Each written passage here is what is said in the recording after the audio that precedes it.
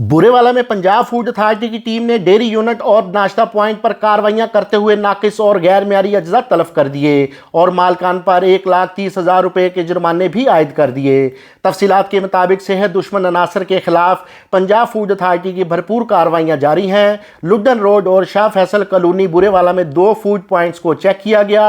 100 kilo fungus ज़दा paneer और दीगर गैर मेयारी अज्जा बरामद होने पर डेयरी मैन्युफैक्चरिंग यूनिट को 1 लाख रुपए जुर्माना किया गया। इंस्पेक्शन के दौरान दूध में इंसानी सेहत के लिए मुज़र अज्जा पाए गए। ये कंटेनर में मुर्दा मक्खियां पाए जाने, एक्सपायरी मसाला जात की मौजूदगी पर नाश्ता यूनिट को 30,000 रुपए का जुर्माना किया गया। फूड सेफ्टी टीमों ने नाकिस खुराक मौका पर ही तलब कर दी। इस मौका पर डीजी पंजाब फूड अथॉरिटी का कहना था कि खुराक की तैयारी से तरसील तक तमाम मराहिल को चेक किया जा रहा है। उनका मजीद कहना था कि फूड अथॉरिटी कवानीन नज़रअंदाज करने वाले अनासर के खिलाफ सख्त एक्शन लेगी। मोहसन मुगल न्यूज़ बुरेवाला।